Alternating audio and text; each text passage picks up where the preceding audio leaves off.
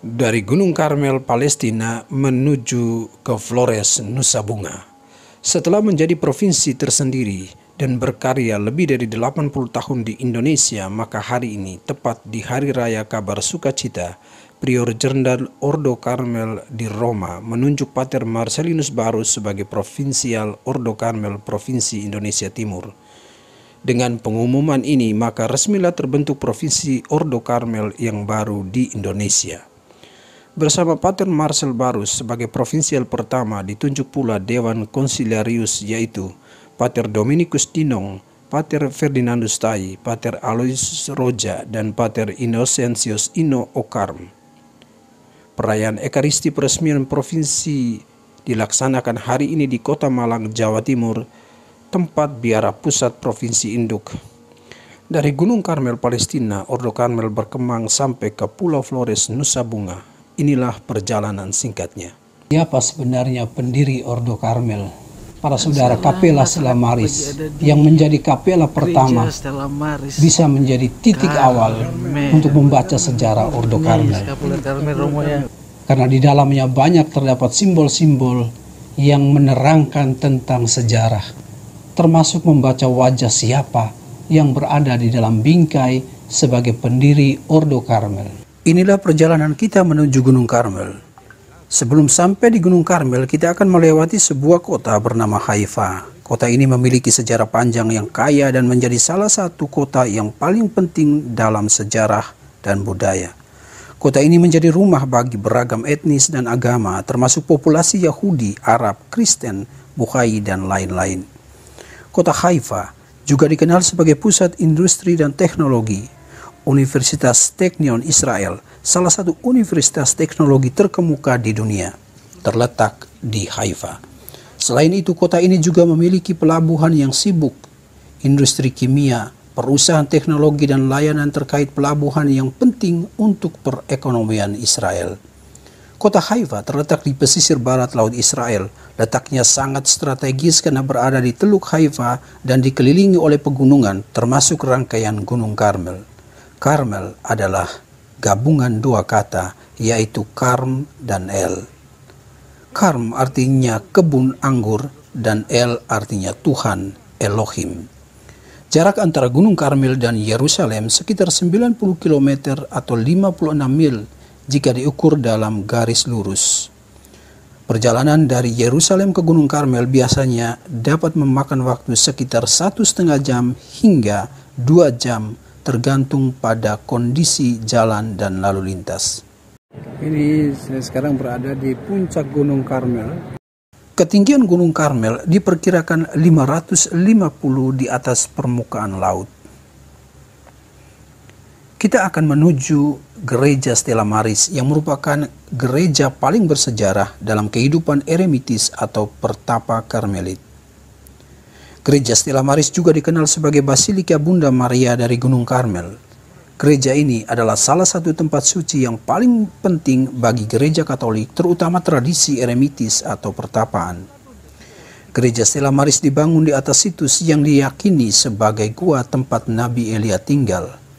Para Karmelit menerima regula yang ditulis antara tahun 1206 sampai dengan 1214 oleh Santo Albertus dari Yerusalem atau Albertus Avogadro, seorang patriark Latin Yerusalem, atas permintaan para rahib Karmelit awal yang hidup dalam spiritualitas Nabi Elia di dekat sumber air sang Nabi di Gunung Karmel.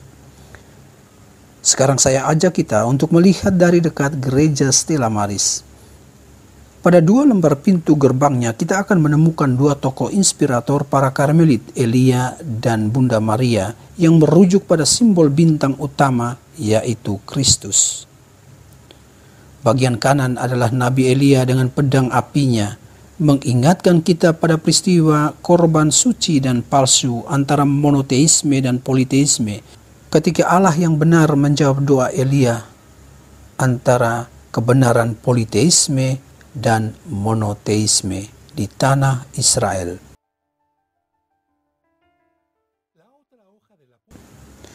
Sementara di lembar pintu berikut ada Bunda Maria dan bayi Yesus memegang skapulir. yang mengantar kita pada satu sisi sejarah Ordo Karmel, tepatnya Cambridge, Inggris, pada 16 Juli 1251 saat Prior Jenderal Ordo Karmel, Simon Stock, mendapat penampakan Bunda Maria yang sesudah itu menyerahkan sebuah skapulir coklat kepadanya sambil berpesan, "Skapulir ini akan menjadi tanda keselamatan bagimu dan bagi semua Karmelit. Setiap orang yang meninggal dengan mengenakan skapulir ini akan diselamatkan." Di bagian atas gerbang terdapat lambang Karmel. Mari kita masuk ke dalamnya. Ingat saya? Ya, wow, sebelum corona kita sudah bekerja. Gereja ini dibangun dengan gaya neoklasik Italia dengan kubah yang menampilkan lukisan tokoh-tokoh penting dalam tradisi keluarga Karmel.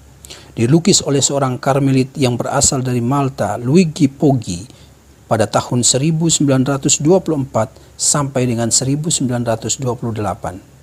Sementara di bagian bawah altar terdapat gua tempat Nabi Elia bersembunyi, dan disinilah tempat dia berdoa dan bermati raga. Lalu awan putih kecil muncul di langit yang melambangkan Maria untuk mendatangkan hujan bagi Israel. Anda tahu yang saya pakai ini adalah skapulir Karmel. Oh, sebentar Romo.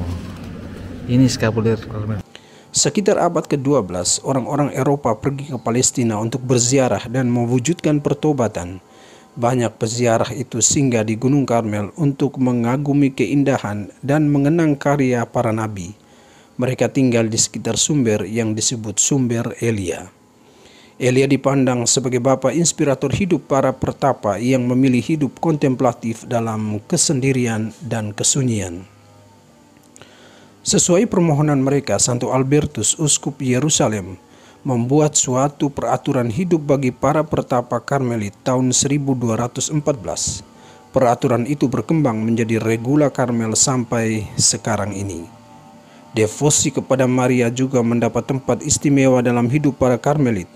Maria dipandang sebagai kusuma Karmel, bunda pelindung dan saudari. Nama kapel yang mereka gunakan untuk menyatukan diri dalam perayaan Ekaristi mereka persembahkan kepada Sang Perawan. Karena itu mereka menamakan diri sebagai para saudara Santa Perawan Maria dari Gunung Karmel. Setelah tanah suci dikuasai orang-orang Sarasin, mulai sekitar tahun 1238 secara bergelombang para Karmelit berpindah ke Eropa. Di Eropa, regula mereka disesuaikan dengan situasi baru, namun tetap mempertahankan ciri kontemplatif. Mereka diperbolehkan melayani secara aktif sebagaimana ordo-ordo mendikan. Dari Eropa, Ordo Karmel berkembang ke seluruh dunia termasuk Indonesia. Para Karmelit pertama kali datang untuk menangani misi wilayah Indonesia pada tahun 1923. Mereka dikirim dari Provinsi Boxmeer, Belanda. Kedatangan mereka menangani permintaan kongregasi misi agar menggantikan pelayanan misi Yesuit di daerah Malang, Besuki, dan Madura. Mereka memulai pelayanan paroki dari gereja Kayu Tangan, Malang. Karya tersebut makin bertumbuh dan meluas, tersebar banyak paroki di Keuskupan Malang hingga sekarang. Karya parokial ini terdapat pula di Keuskupan Jakarta, Medan, Ende, Denpasar, Makassar, Larantuka, Sorong, Palangkaraya, dan Labuan Bajo.